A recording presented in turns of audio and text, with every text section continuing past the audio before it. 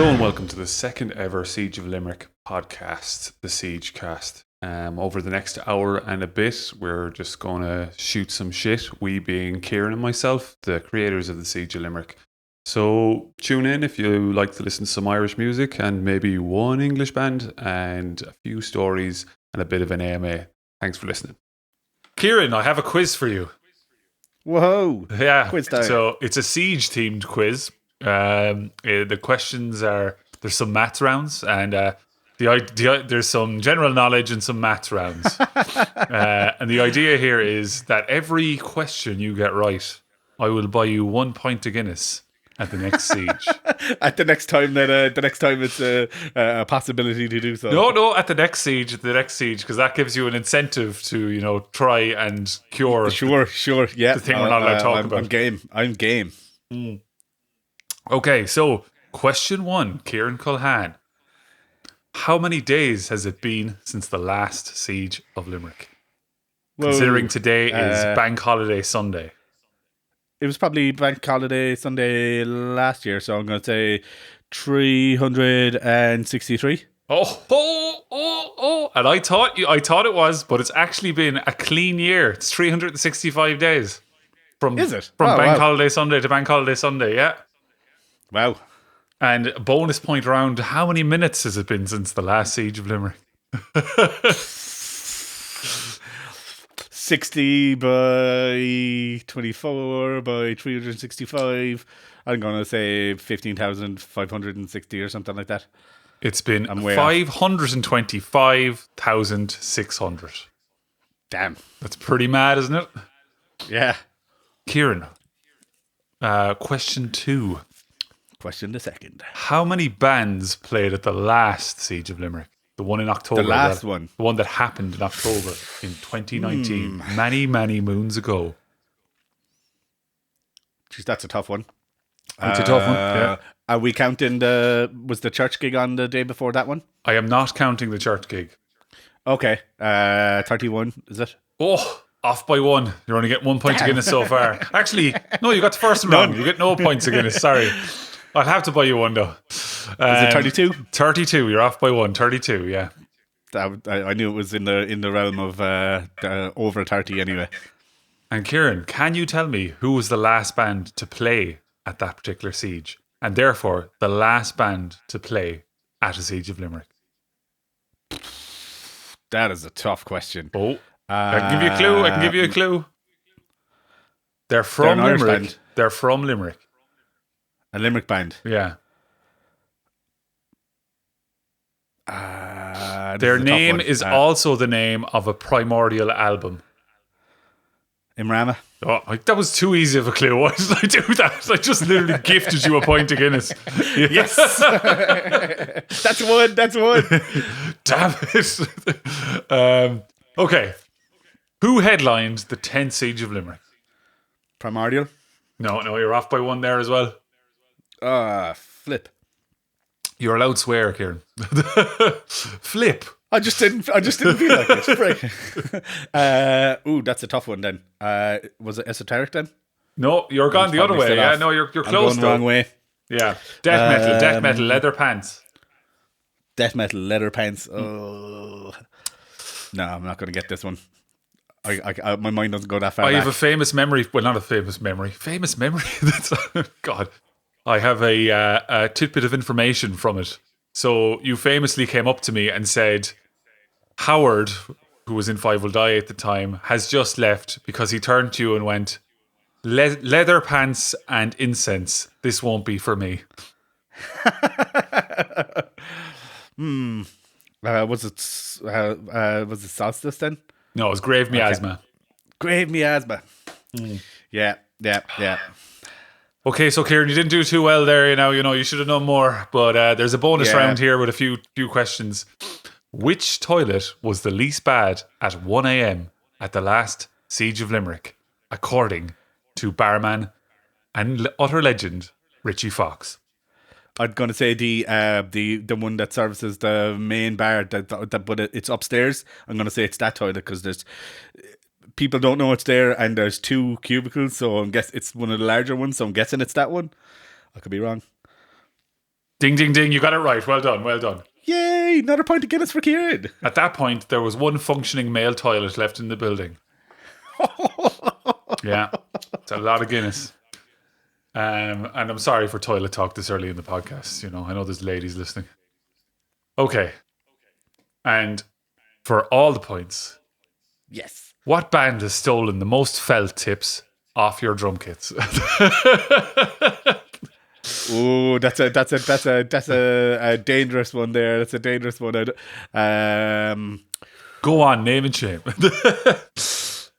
I'm actually not sure because they go missing, but it's usually one of the first bands. There was one, I'm not going to mention any names or anything, but there was a band that opened one of the sieges, and they actually almost accidentally stole all the cymbals that we had for the headline band because they didn't bring their own. And I was up helping the band take their stuff down when I noticed your man packing away the cymbals, and I was like, wait a second, those are my cymbals. And he was like, oh, sorry, geez, I got a bit mixed up there. Oh. But he had packed away like maybe 4 or 5 cymbals with the few bits he brought himself. So he was fully going to walk out the door with couple of €100 worth of cymbals. First band on, that would have been quite the surprise come headliner time. I won't name who they are, but they were one of the first bands maybe 4 or 5 sieges ago. And we never had them again. Maybe. Cool, Ciaran. You got 2 points again this, but I'm gonna, just because I like you, I'm gonna buy you a third. Right? Does that sound good? Yay! 3 points again. Sounds great. Now we just have to have another siege for you to, get these points. To And you have cash remind me. in on this, yeah. Yeah. Nice. Good quiz round. Good quiz round. You make a fine quiz master. Thank you very much. We're now going to have a piece of music from a Cork band that I actually discovered during the last lockdown, and I didn't know they've been around for a few years. But this is Cork band Procession of Spectres.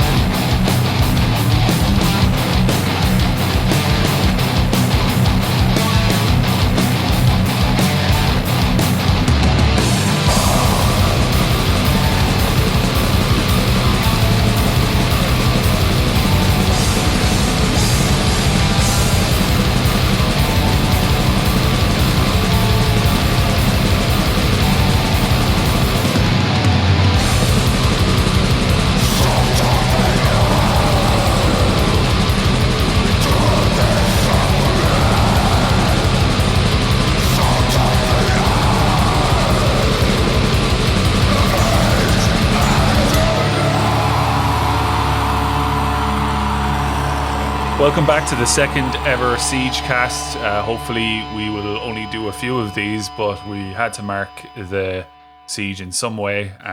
It's an absolute pain in the bum that we didn't get to have a siege with Giac this October, and indeed that we've been so quiet, but sure, look, shit happens and all that. What we thought we'd do in this section is talk about some of the kind of funnier stories that we had. And I know there was kind of a few questions in the AMA, but one story that I always love telling is the story, and we won't be naming names, is the story of the man with the coats. Ciaran knows this one well as well, doesn't he? Yeah, it's a good one. It's I haven't seen him around as much these times, but he used to be a frequent participant at our gigs. He'd always show up at our early shows in Baker Place, and bit of crack. I mean, he was a bit of an unusual character, but I think he was generally very well liked amongst the regular gig goers at the time. And I look forward to you beeping out his name. So the story of the coat monster at the siege goes, in the early days of the siege, there used to be a cloakroom, and people used to leave their coats in the corner of the warehouse. I'm sure many of you remember doing that, and generally they were safe there. I'd like to think everyone's coat was safe there and they went home with their coat. You know, you'd like to think that. Nobody's ever complained to me. But there was this siege legend back then that always came in early, always watched all the early bands, and generally left in the middle of the afternoon. But this time I noticed he'd gone particularly early. So let's fast forward to around midnight, and I'm tidying up the merch stall, and I look over and there's a startled jump from a pile of coats in the corner of the room.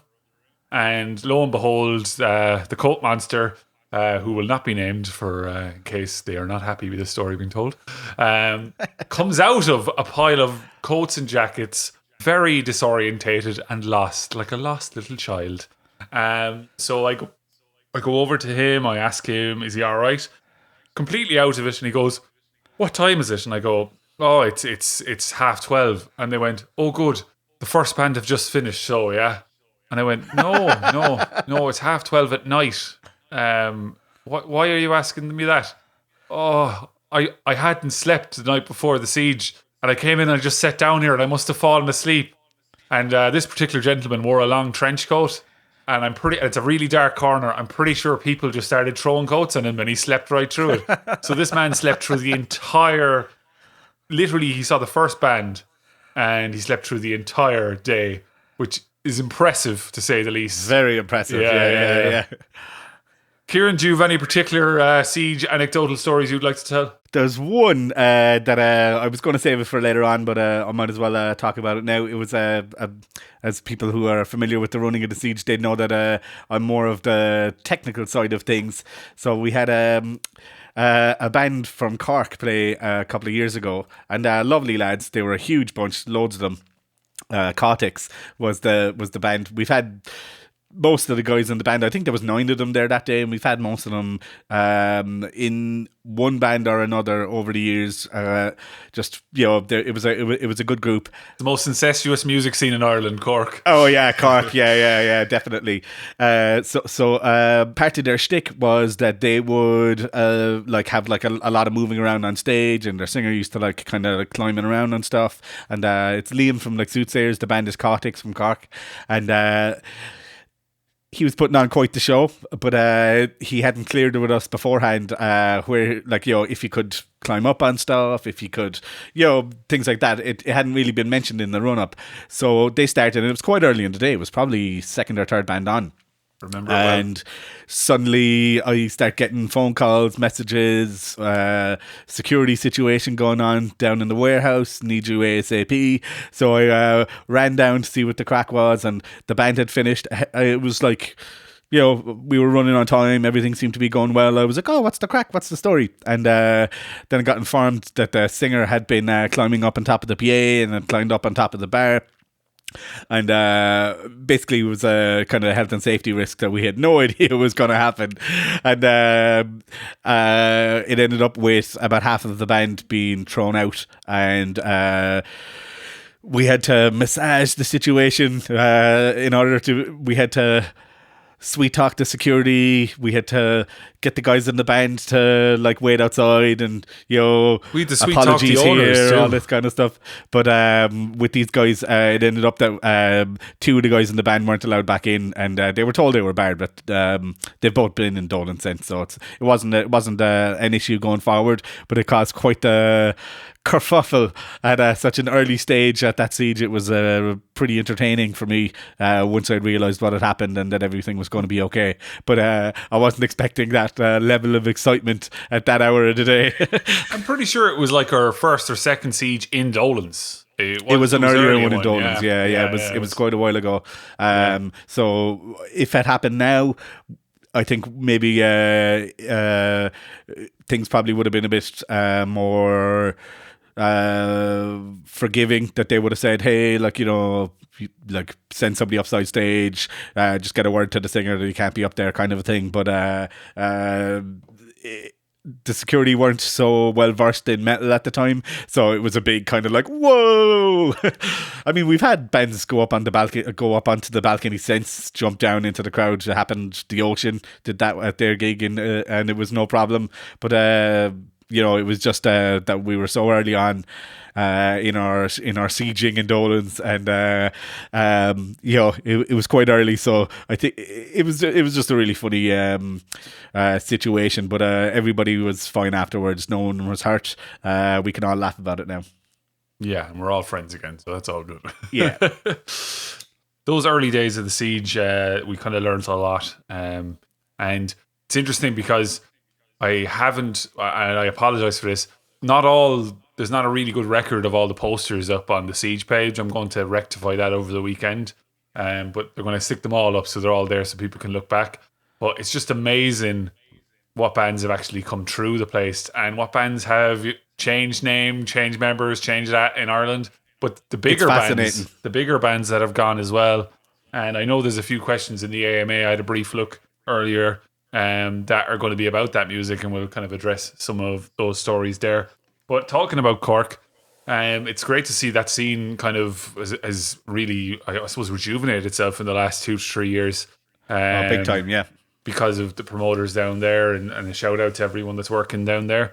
I think they really missed Crushkeen Lawn when it went away, but they've kind of found a way around that now. And yeah, they're doing sterling work there, with the different promoters, the different venues that they've managed to now get access to. And I think a part of that can be seen in the quality of bands that are coming through now that have been influenced by, like the fact that there's lots of gigs happening and there's good competition and stuff. Like the quality of bands coming out of Cork at the moment is fantastic. Yeah, definitely. And it's let's call a spade here.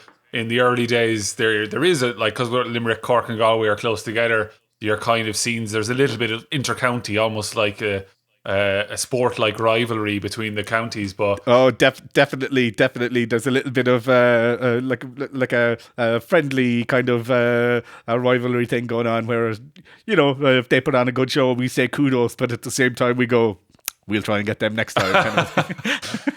With that in mind, let's go with a Cork band. We're going to play you some Coroza next.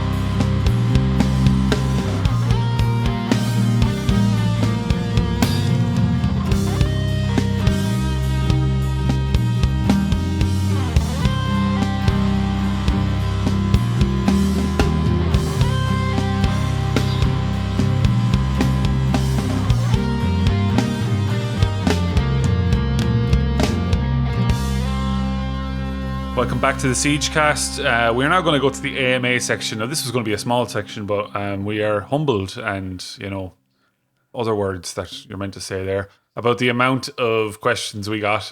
And we're going to try and get through them. And to be honest with you, we were worried that we don't have other things to talk about because me and Ciaran just always we do tend to just focus on what's happening next rather than being retrospective.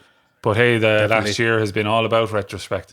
So question one, and Ciaran, I'm going to let you take this one, which is from Alex. What have been some of the Siege team's personal highlights over the years, and who were some of the objectively heaviest / loudest bands ye have had? Yeah, I'll go with the heaviest and loudest thing there. For me, I think the loudest band that we've had playing at a Siege itself was probably Harder, the lads from the Netherlands, when they played. Totally agree. Yeah, when they played, we've been lucky that they've graced our stage twice, but I found that just like they were so loud, they were ridiculously heavy. It was why we got them back, because we were just blown away. We were like, but it was they sounded great. They were crystal clear as well, and super good energy and stuff. But for me, they were definitely like the heaviest and loudest. A second choice for me there would probably be Ahab for similar reasons. They just showed up and they just they were super loud. Again, the sound was really, really good, and they were just ridiculously heavy because they have that kind of slower kind of a thing going on, a bit more of a kind of almost a Funeral Doom kind of an influence going on, and just it was so heavy, so loud. And he didn't mention energetic, but for me that would be like the next category, and I think probably the most energetic band that we've had, and like our band for bringing the most energy to the whole place is probably Galway's Only Fumes and Corpses. Oh, definitely.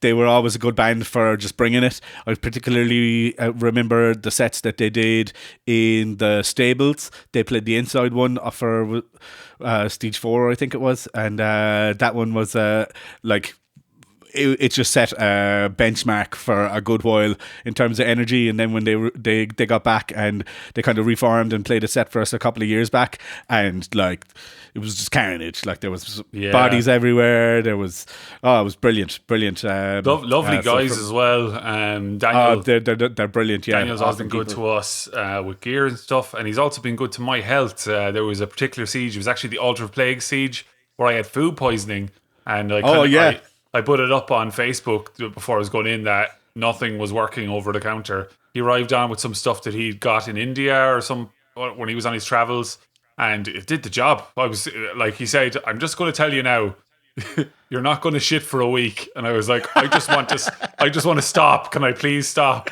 And he said, "Take this." Now the whole world knows that story. But thanks for that, Daniel. I really appreciate it. You saved my day.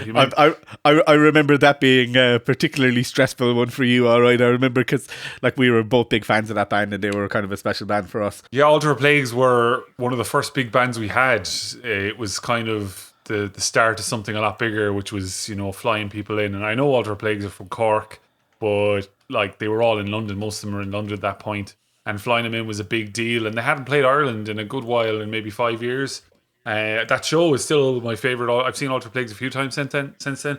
It's still my favourite Altar Plague show. And a funny one about that one. Sorry to interject. Was just that for me that was a special one as well, because prior to us being bad rep, they actually played a show that I had put on. It was one of the first shows I put on with other bands, and it was it was one of their first gigs outside of Cork, and they actually opened up in Riddlers. Yeah, and they were only on their demo then, weren't they? They were a very new band at the time, and super nice guys and everything. So for them to have reached the heights that they did, and then to come back to Limerick and play a show for us was mega. That was me, I mean, it was such a long time ago, and as you say, now it's it seems we deal with a lot of that stuff so much, but for me that was I'd hit the top. And Mammal, a fantastic album. All their albums are really good, and genuinely nice guys as well. Hopefully someday they decide they want to make metal again. Well, hopefully they decide they want to make metal again. Okay, so another question. This one comes from Dahi. You've been working hard at this for well over a decade. Thanks, we're old. Fair play. Cheers, Sound. Thanks, Dahi. What year, excluding this year, was the hardest to work through, and why?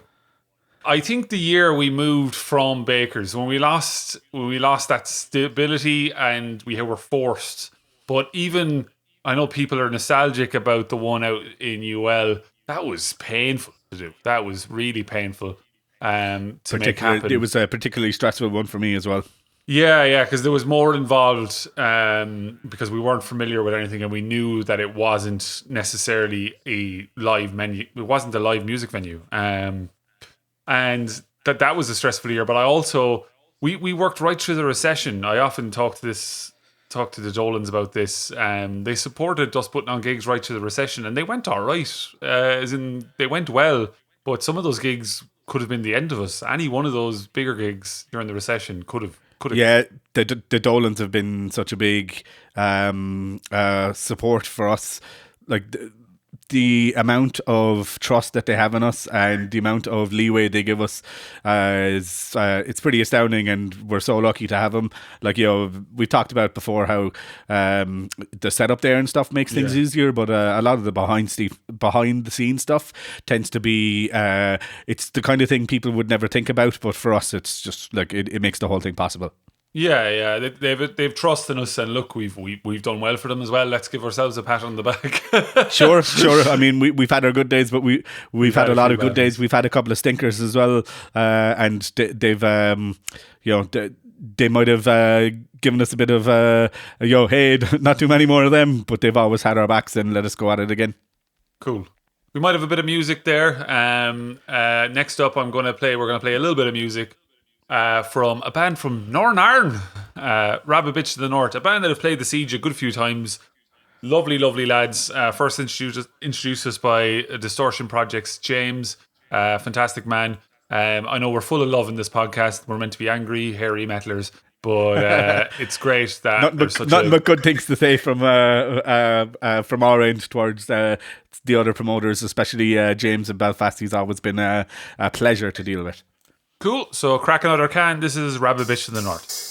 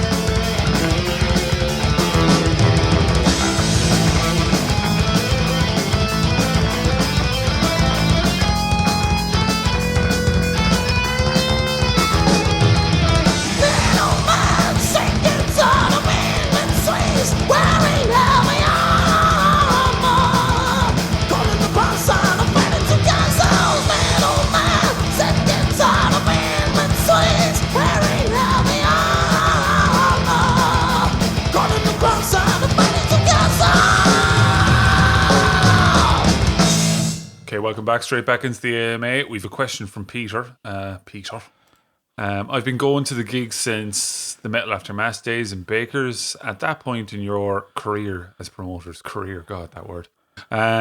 Did Bad Rep even think that one day they'd be promoting the likes of Napalm Death and Monomart, Behemoth, and such in Limerick City? Oh, Peter, you get more with honey than you do with salt. Yeah, it's a difficult one to answer. Sorry for that sound, but we had an idea when there was kind of a turning point where me and Ciaran kind of sat down and we talked about where we wanted to go, and like a good few. I don't think Ciaran will argue with me here. Like I was kind of like, I want to do these big shows and stuff like that, and he said, yeah. If you can make it, if you make. I remember when we were the point where we were kind of like, are we going to kind of go for it a bit? We were kind of in agreement at that point that it was like upwards, and we lost aim for it. We lost quite a lot on those early bigger shows. Like we did Decapitated back in 2011 or 2012, and we did Wolves in the Throne Room in 2011, and we did Decapitated. In 2012. We did Russian Circles around at the same time. That went really well. That did really well. That balanced the other two out. Russian Circles nearly sold out, but I'm a huge Wolves in the Throne Room fan, and I remember it was like a wet Wednesday, and I was delighted. I still have the picture framed of that gig because it was a big gig to get, and it turnout was muck. Now they're doing good turnouts all over, but like back when you kind of get knocked like that, I don't want to be like a soundbite here for keep going, but you just with promoting, what I kind of found was a lot of people would try and go big, and then when it didn't work out once, they'd be like, they just blame everyone and everything, and it's easy to go into a blame game. So Peter, in short, did we think we were going to be this big? We didn't pop, like everyone was talking about the castle to us, and I think we'll be talking about that until we're in our grave. And it's great. It was amazing. I wish I could relive it again. I wish I could just go to it.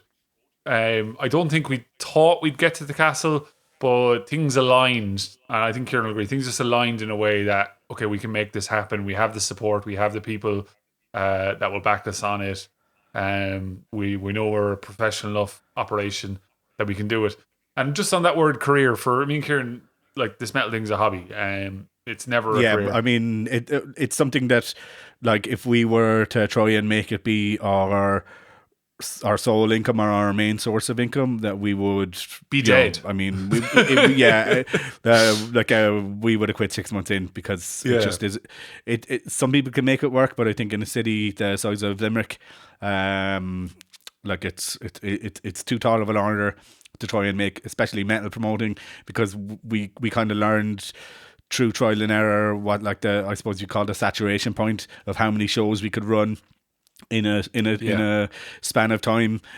Even it doesn't matter how big the names get, there's only so many shows you can run where people stop showing up because they go, okay, they have to choose, like, I mean, gigs cost money. They're a non-essential expenditure for a lot of people. So, like, I mean, if you're asking them to come out 3-4 times a week, they're not going to do it. So we found that if we run, like, a show every 2 weeks, and then sometimes we'll run 3 in a month, we've gone as far as 4 or 5 in a month, and we learned that not all of those shows are going to perform as well as we would hope. Yeah, we still make that mistake. Like we generally try to aim when the going was good to do one show a month, either big and small. But the problem is when you get an offer that you really want, or when it's a kind of you scratch my back, I scratch your back kind of situation. Yeah, which is the kind of thing that a lot of people at home probably wouldn't necessarily be too aware of. But, like, I mean, you're dealing with booking agents, you're dealing with people, sometimes bands more often, like booking agents and touring managers and stuff. So if you put on a show for a booking agent, it mightn't necessarily be the band on their agency that you would prefer to be putting on, but by showing them through putting on a couple of successful gigs, then you can get that big band next time. So there's definitely an element of, like you said, scratch my back, I'll scratch yours. There's an element of that sometimes people don't see, and they probably don't realize sometimes that, hey, we're putting this show on, we think it'll go well, we like the bands and stuff, but we have a further plan down the line that this might lead to something big and special later. So it's all par for the course, really. I think the success we've had, and like it hasn't always been success. Let's not just have a ticker tape parade for us just yet.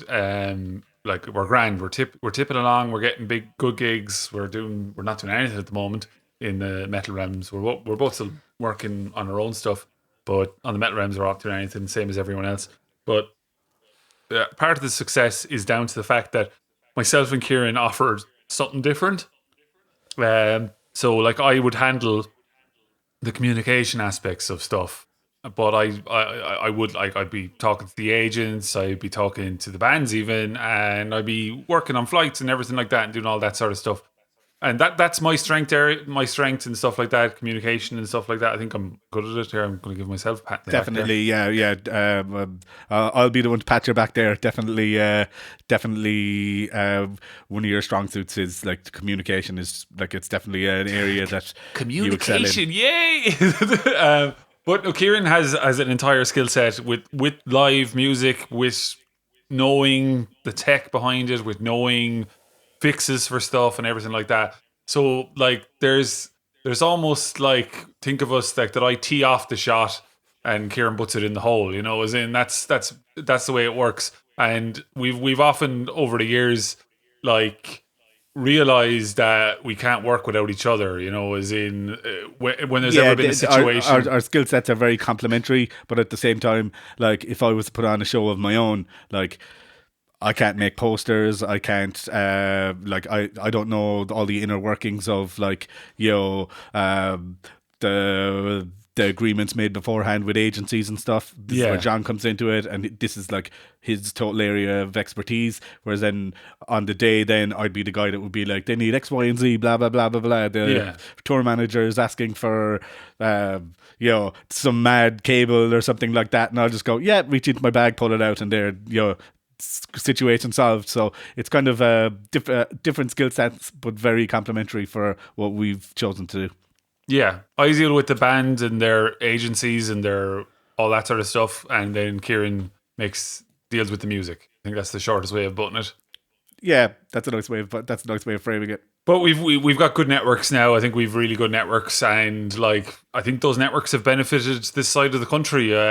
Look, this city has struggled often. It's got I know our name's bad reputation, but Limerick is often the butt end of jokes for what happens. But you can't ever say we don't have a good music scene, and at that we don't have a very good. We have an excellent underground music scene, and long live heavy metal in Limerick. We're going to have a bit of music now because that answer was a lot longer than I talk here. We're going to have some music now from Zora. Zora released an album at the start of this year and didn't really get to tour it, so I'm hoping to have them for a show in Limerick when all things go right.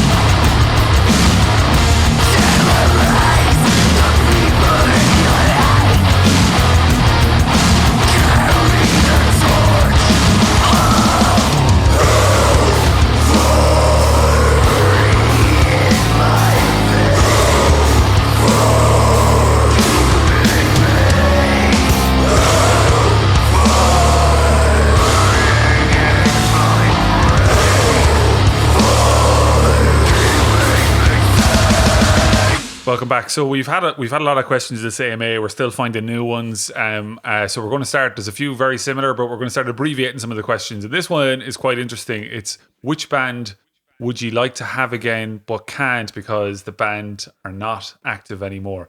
Straight off the bat for me, it's the Wounded Kings. I'd love. That's exactly who I was thinking for that one as well.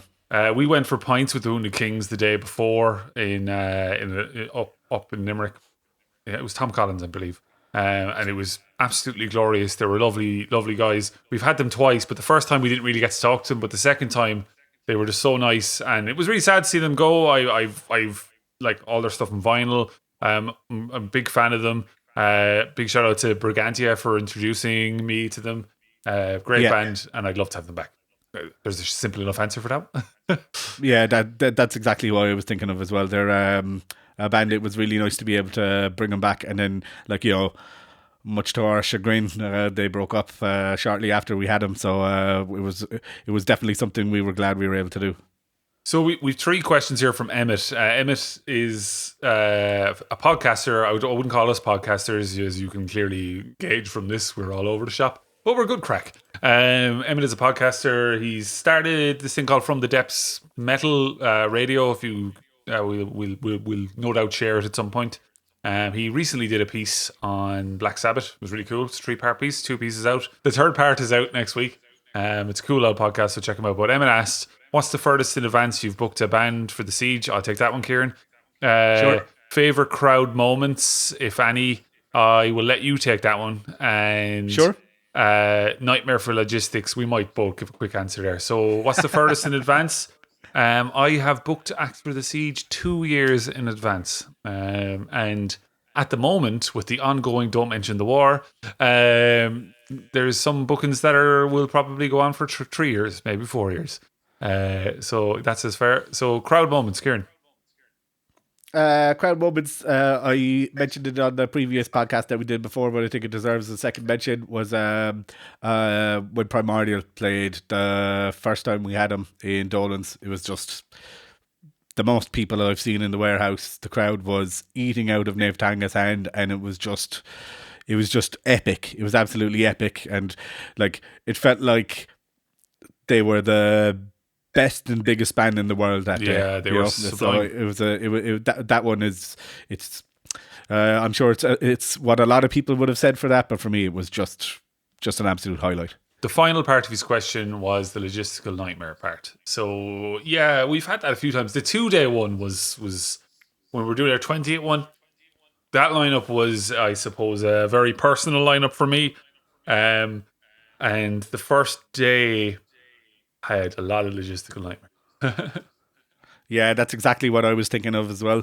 Just it was just the caliber of band that we had to deal with on that day. There was just so many moving parts, and because then there was that whole, an ordinary Siege day the day after as well on top of it. It was like a huge workload, and there was an awful lot of pieces of equipment, but not only that, but there was like a lot of moving parts in terms of getting people to and from the festival, and there was like even there was some like the wrong band got picked up by the wrong driver. Oh yeah, that was gas and stuff at the airport. So like, I mean, everything worked out amazingly well. Like on the logistics fronts. On the logistics fronts, I always find that the most stressful thing. So shout out to all the drivers that have ever worked for us. They've been great. I can probably do them all now. Shane Serrano has been great. John Quigley, Paul up the north, who I believe has just gone through a big surgery. So shout out to you, Paul. You're a legend. Wishing you well. Have I missed anyone? I don't think I have. We've had a few other drivers, but they maybe haven't done big runs. But yeah, big shout out to them. But the arranging of flights coming in and flights going out, flights coming in, flights coming out, that kept me up at night. I'm definitely, when people are like, God, you look tired. Yeah, the main line gets said to me at the Siege, you look tired. And I was like, yeah, fucking hell. I didn't sleep last night. what do people expect? Yeah. Yeah, as in everyone's here from like 12 different countries. That's what I've done. A thing that has to be said for that particular one as well is that like some of the bands, because of like the nature of like, like once you start dealing with some bigger bands, they're not all necessarily from the same place the way like a local band would be. So like I think it was Duel had members flying in from like there was different airports for just one band, and then like getting people to the airports at the same time with the flights that are available, but then also there's the price of the flights, so you can't exactly just go picking the perfect one for the time, because like if that's €200 a head more expensive, that could be the thing that makes the whole thing untenable. So kudos to you for sorting that out. But Duel, I love Duel. JB, who was in Herder, he's in Duel as well. Also is involved with Boulder behind the scenes. So lovely man, as in we're on lovely huggy terms. So it was great having them over, and I'd love to have them back. Just one question just after coming in right now, which is, what year was the Siege so good that no other year could have ever compared to it? And to be honest with you, the last 2 years have been, so we had the double day in October 2018, and we had a double day in October 2019. That church gig was great, working with Dara on that. It was great being in a church for a gig. Jer from the church was great to work with. But before that started, here's the story. Before that started, it was Doors. And I was inside anyway. It was Doors, and we just gave a blast to the smoke machine, and the smoke machine was meant to be okay for the room. Everything was meant to be set up. All of a sudden, all the smoke alarms start going off, and I mean start howling. So we had to hold Doors back 15 to 20 minutes, and Jer had to go around with a 20-foot ladder, and I was standing at the bottom of it, and he had to put condoms and plastic gloves over the smoke alarms in the venue, because they were meant to be okay with this particular form of dry ice / smoke. There was a few different things on the go, but we had to go around. And my favourite line was announcing to 6 bands from around the continent, "Does anyone have condoms in their pocket?" Yeah, because we were running out of plastic gloves. So that's my memory from that gig. And then the ridiculous amount of Carlsberg that was behind the bar. Dara bought way too much Carlsberg. It was going for a song by the end of it. Yeah. Okay, another question here, and then we'll have a bit of music. Sorry, we're talking so much. You probably are really annoyed. And this one comes in from John Quill. Shout out to Third Island and Carpacanot. John is also Quill Effects. If anyone's interested in guitar pedals, give him a look. He's got some really cool pedals. And that ad will cost you €40, John Quill. Okay, he says, I'm going to read out exactly. In serious though, both of ye, what are your ultimate Siege lineups? Feck, why did I read this one out? What few bands combined would ye get in if it was no holds barred? Money, travel, availability, no object. Keeping in mind, they still have to fit in Dolan's, of course. Hey, we've had a quarter of Iron Maiden's backline already in the warehouse, so there you go. I think I could make Black Sabbath fit there. Yeah. Like, there's only 4 of them and a keyboard player behind the scenes. Okay, let's approach this a different way. Let's bring back one Irish band that have disappeared. They're gone, and we'll put them on it. So I actually would like Five Will Die. I think they were always good in the early days. If we were to bring back one Irish band, so go for a dream band there for an international band. You said Black Sabbath. To be Black Sabbath. It'd have to be Black Sabbath. Black Sabbath. I'm going to keep it to that vibe. I would absolutely love to have Danzig. Imagine Danzig and Black Sabbath at the Siege. Danzig would not like drunk people coming up to him all the time. I was going to say something else there, but he would not like the amount of drunk people coming up to him going, "Oh, Danzig, how are you getting on? I came all the way in from Tipperary there now to see you, Danzig. Oh, Jesus, fantastic. And photo, Danzig. Didn't like your latest album, Danzig. That Elvis one was shite." I think I know about 20 lads from the Midlands there that would verbatim have said that to him. Yeah. Go for another one. Go on, we'll pick one more each. Surely you've got Iron Maiden. Iron Maiden. see, a part of them is the stage show. Yeah. So even as cool as it would be to have Iron Maiden at it, they're my favorite band. For anyone who doesn't know me that well, they're my favorite band. But I think that part of it would be lost, like not having the backdrops, the lights, the theatrics and stuff. So it's a tough one. Jeez. Dream Theater. Oh Jesus! You're talking about lights and backgrounds. Yeah, okay. I don't think they would. I don't think they'd fit. But do you know who I think would actually work in there would be Opeth. Oh, that'd be great. Yeah. And Opeth would be amazing. Small fact: we got offered them before, but it didn't work out.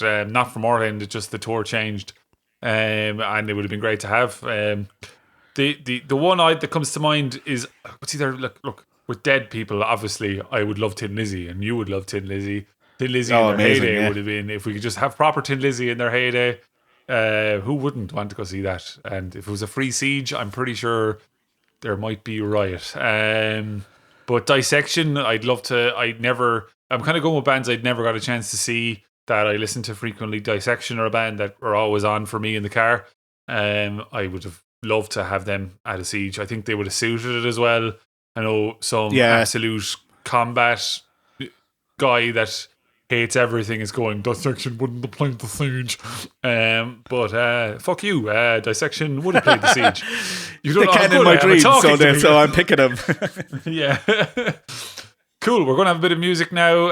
The next bit of music is we're going to get a bit more punk with this one. This is Fiend.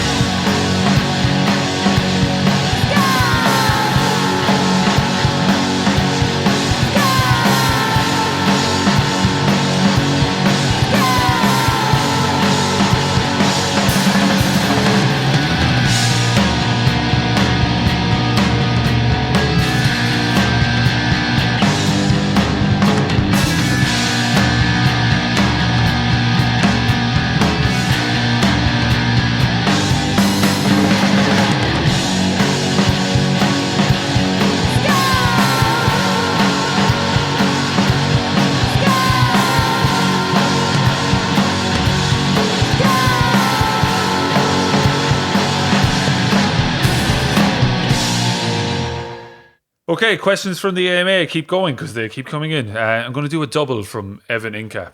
Evan of Worn Out fame, who was also part of our Kicking and Streaming, and they raised the most money of all the Kicking and Streaming events. Yeah, fair play. They raised over €1,000. Yeah, so they knocked it out of the park, and they made a lot of very angry other bands go, why did they raise so much money? Because they tried really hard. But fair play. Yeah. Evan asks, give me some horror story band attitudes. Ooh. Oh, I have an idea there. You might want to answer it. Do you want to take this one, Ciaran? In terms of horror stories, there was one particular incident that comes to mind when it comes to horror stories.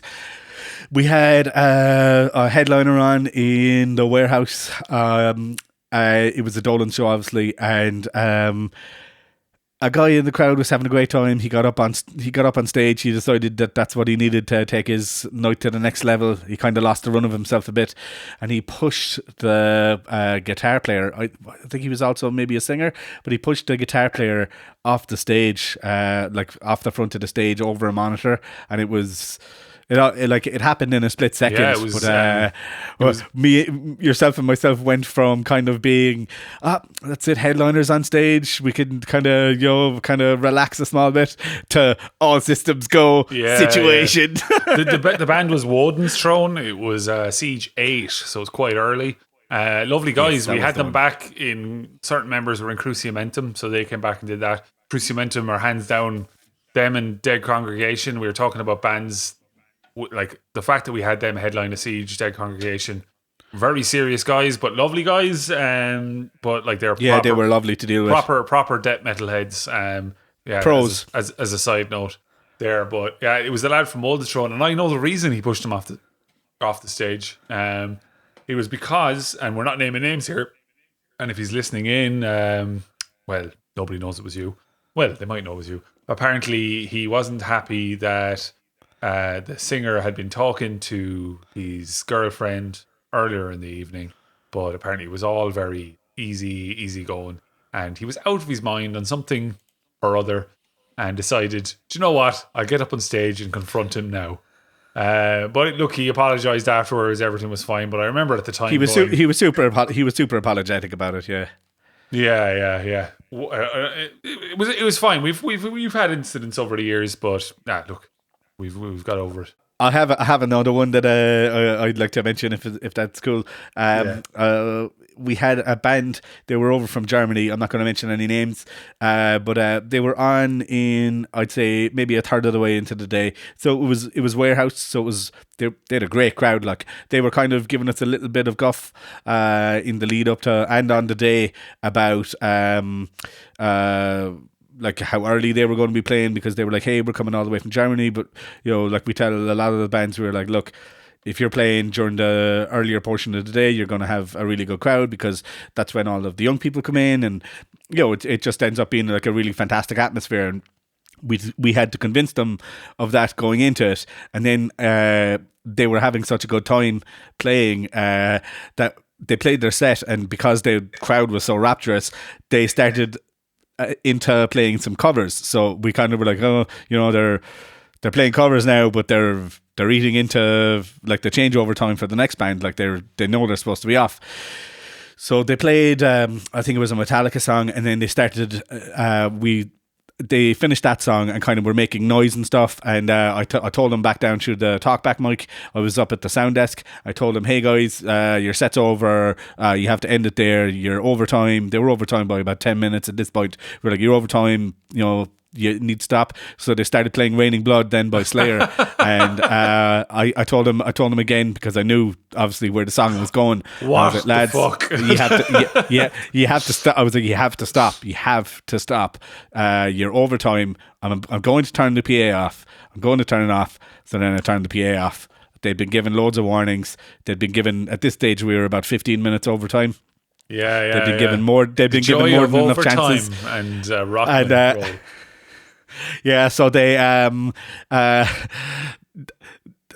weren't best pleased, let's just put it like that the PA had been turned off, but I mean, it had to be done, and then they weren't happy about it. They came up to give out to me afterwards. I gave out to them. Everybody was okay by the end of it, but I just thought that was a real horror story. The kind of thing you don't want to see, band is playing, they're not stopping. Yeah. I'm just going to Evan Inca's other part of the question. Why wouldn't John let us drop him to his door? What is he hiding? So yeah, that's after one of the kicking and streaming pieces. I was conscious of Alex wanting to get home because he was very tired. So, and also, Evan, I don't want you to see where I live. Exactly the reason I didn't do that. Just to annoy Evan, we're going to go with a bit of Doom, and we're going to go with Tipperary come Limerick, because they come to Limerick and one of them is from Limerick now. We're going to go with a bit of Brigantia. Up tip / Limerick.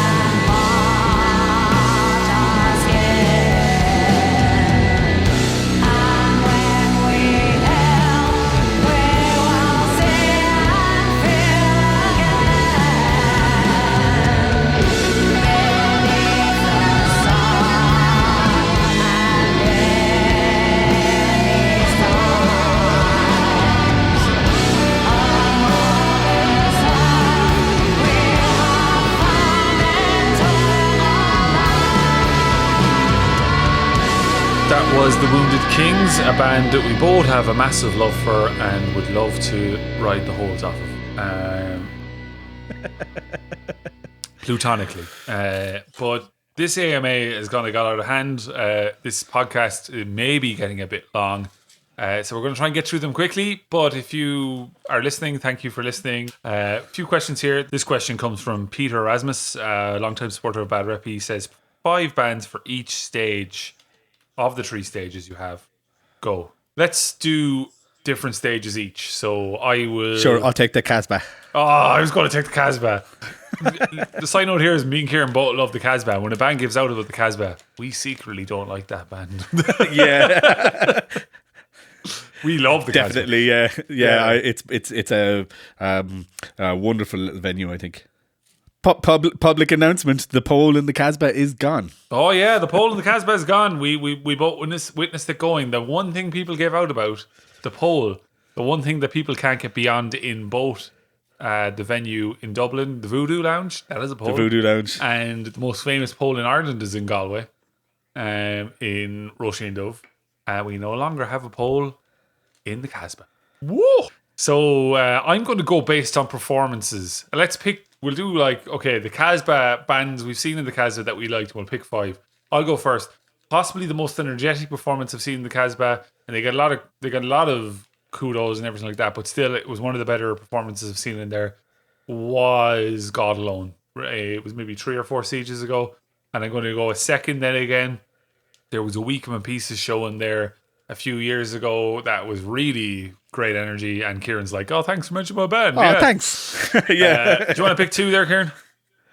I think Zealot Cult would be a savage one to have in there for if it was the kind of thing we're talking about, because they're doing bigger and better things all the time, and to see the lads put on such a ferocious show in a small setting like that, I think would be pretty cool. Yeah, definitely. Who would I pick for the next one then? We've mentioned a lot. 10 Ton Slug had an absolutely epic performance there. Yeah, they did actually. It was. Yeah. I think it might have been my first time seeing them was in there, and I was like, "Holy crap! What is this?" So for similar reasons to Set a Cult, I know the guys are friends and everything, but those 2 bands would be amazing. Yeah. I'm going to pick 2 more. I know it's only 5, but I will pick 2 more. Wouldn't be us if we didn't overbook. Yeah, there you go. I go with Sacrilegia. I really liked their performance in there that time. I like that kind of raw primal death metal kind of stuff that's going on. Jason's a sound lad. He really knows what he's doing on guitar, so I go with them. Rom Kingdom. I know they'd probably like a bigger stage, but I really enjoyed their performance in there. I thought they were fantastic. And then if we move upstairs, my first band to pick is actually Soothsayer from Cork. Damn it, that's who I was going to say. Yeah. I really enjoyed their set. And then I would go down the lines of a band that hasn't played before, but I really do like with them, and I think they would be a good upstairs band, is Fiend. I really like that kind of dirty punk stuff, and I think they'd be great up there. For upstairs, I'd like to see Trench Knife up there. I know it's my brother's band and all that, but I think that kind of a level stage, low ceiling suits their kind of vibe. I think it suits energetic bands, and maybe Baylor, for similar reasons. Just that low ceiling, you get a real sweaty crowd in the upstairs. I think those bands really stir up a crowd, so they'd be pretty epic. Yeah, and I'm going to finish it out with Putrefaction. They played the Siege once. I really enjoyed them. Nice guys, proper, I just think they really got it, and they got the community element. They got the fact that it wasn't, call it a festival, but it's not. It's just a pile of crack in a room, in 3 rooms with a smoking area and the possibility of food and lots of pints. But it was great having them, and it's one of my strongest memories is going up seeing them upstairs. I'd like to go back and say Zom might be good there as well. They were fantastic. Oh yeah, they were great crack. An Invictus band that are gone, but I think some of them are in. There's 2 other. It's gone from me now. They're in two other bands. Now one of them is Dread Sovereign for sure, but there's definitely the other band I can't remember. And then we're on to the warehouse, Ciaran. Let's go. Just go with headliners here because otherwise we're going to piss people off. The obvious choice for me is going to be Primordial, but I guess that was probably going to be Primordial in there. If we're going on the 2-day thing, like I'd put Bolzer in there as well. That we had, I'd have Primordial, Bolzer. I know we've been I'm going to say we've been sucking their cocks, rubbing their backs. That's just to be nice. The Wounded Kings, I think, should go in there for a third. I'd throw Orange Goblin in. Orange Goblin as well. Fuck it, man. We've done great. Let's just give up now. We've done. Orange Goblin. We're at 4. And is it Cruciamentum or is it Dead Congregation or Altar of Plagues?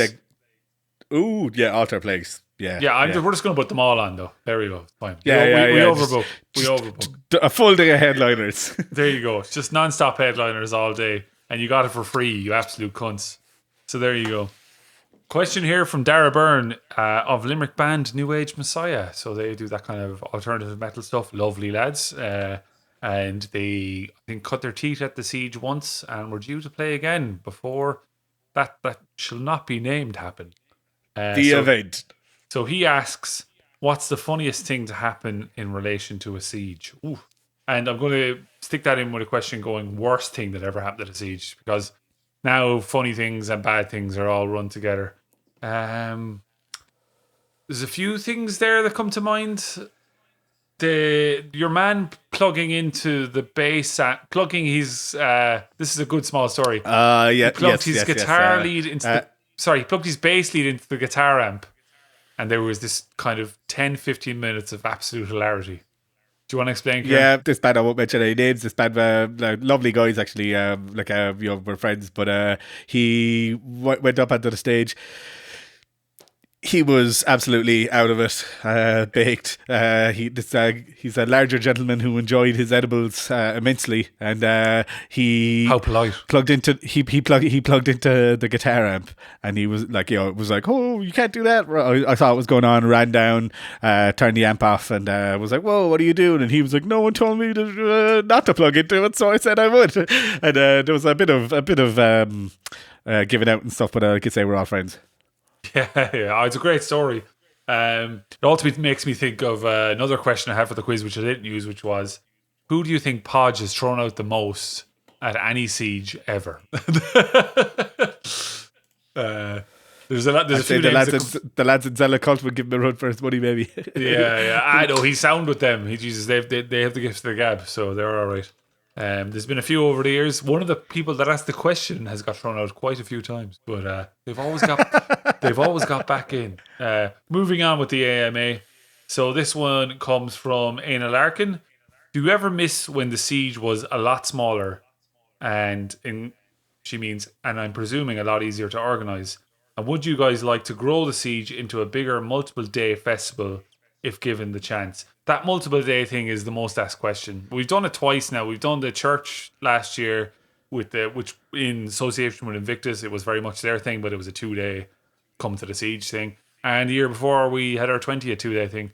I think when this is all over, when we will look at doing a 2-day one, because I think the world being Ireland and the people that fly in, and people do fly in, fair play to them, deserve a 2-day. You deserve, Ciaran. I deserve it. Don't expect us to be sober for it, but I think a 2-day one would happen. We have talked, but in all seriousness, we have talked about doing the 2-day one, and I've looked into it and stuff like that. The twice a year thing would probably impact on our ability to do a 2-day one. So if it was a 2-day one, it might make it once a year. And that's the short answer. But that's not to say that there could be these kind of bumper editions every now and again when we hit a certain number, which like we're doing right now. But like I think a lot of people as well, when they talk about the multi-day thing, they start thinking about would you ever go open air? And I think no, we're not going to. Well, I don't think that's on the cards first. No. Not in Ireland, we hope to do another. We hope to do another gig in the castle. It's been discussed. I've talked to certain people about it. We hope to do that. It's extortionately expensive to do it. And if anyone is annoyed about me saying that, you look at the numbers. If you're that person that offered, but we'd like to do another gig in the castle. A 2-day siege. Siege Limerick is very much a community thing. It comes from me and Ciaran both being very much about community values and, you know, all that sort of stuff. Definitely. Now we get it when you grow up kind of as an outsider, and when everyone tells you you're odd and weird, and that's happened for a lot of metalers and stuff like that. Some of you have grown up to be like, oh yeah, I'll fight them all, and I'll kill them all. But some of us just kind of wanted to say, kind of give a fuck you to that kind of larger group. And the fact that the Siege sells out every hotel in Limerick when it happens, packs out, and people have to, you know, look at metalers in every street in Limerick for 24 hours, 48 hours sometimes, is delighted. And when we did that gig in the castle, that was one of my big things. When I went back to my normal day, people were like, there were so many of your kind around town that day. And I was like, yeah, I hope you liked it. You big bollocks. So yeah, we'd like to do kind of multiple day ones, but it's not going to be something consistent is the short answer from that. And I think Ciaran will take another piece of music there. And this is going to be a new track from a Cork band called The Grief.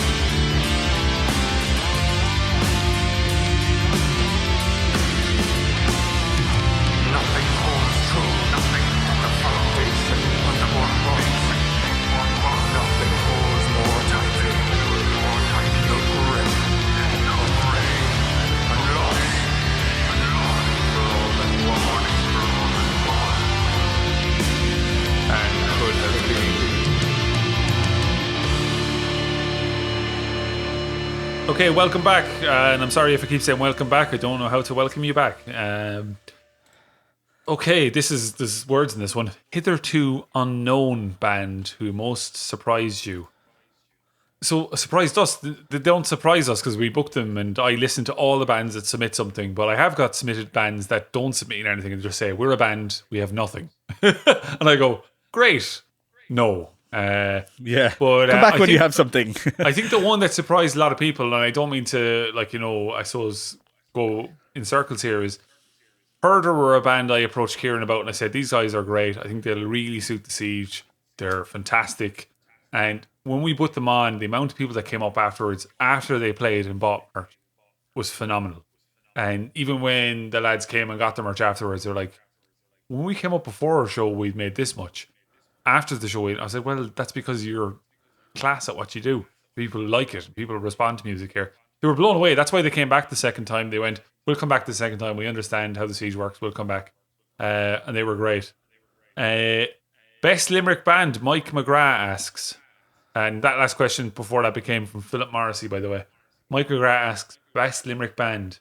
And Ciaran, Ciaran commented underneath this question saying, you're going to get us killed here, Mike. And he just laughed. Best Limerick band. So Ciaran is in 2 Limerick bands. And Ciaran is a much loved character in Limerick.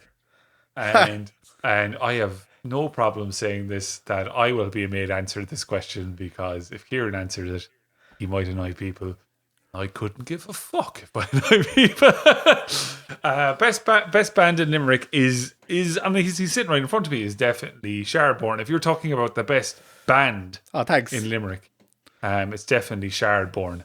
The reason they're the best band in Limerick is they're doing something that transcends hype.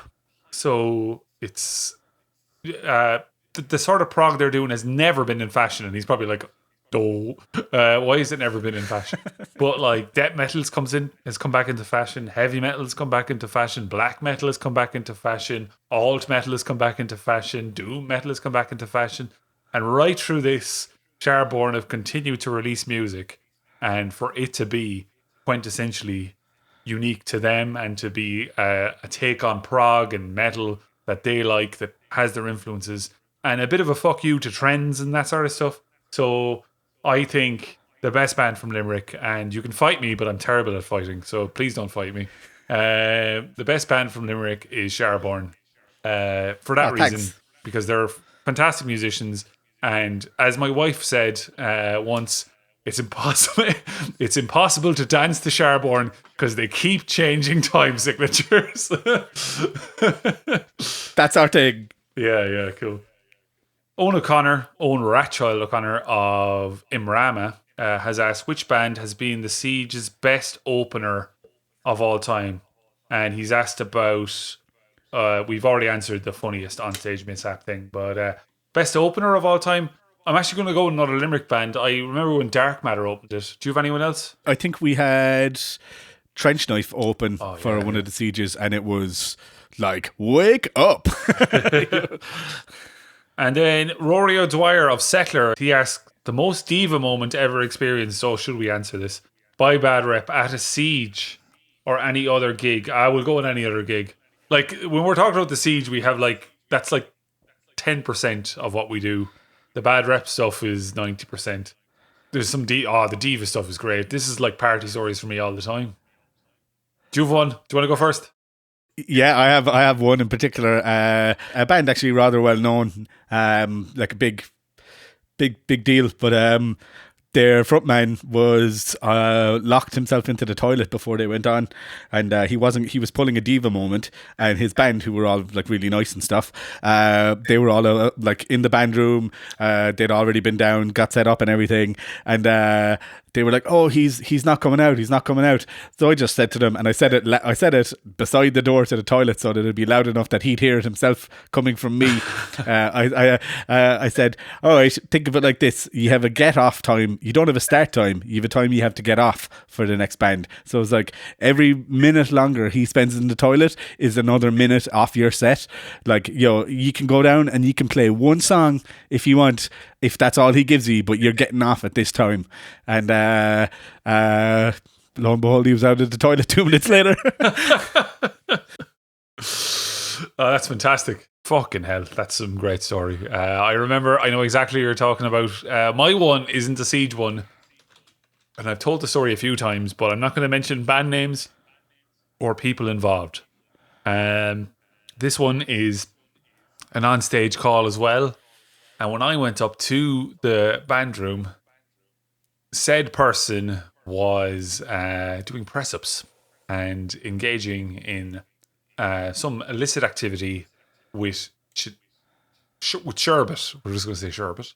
And I was trying to get them, and they were in the middle of their routine, and they just went to me after 3 sets. So it was 10 press-ups, sherbet, 10 press-ups, Red Bull, 10 press-ups, sherbet, and then they were ready.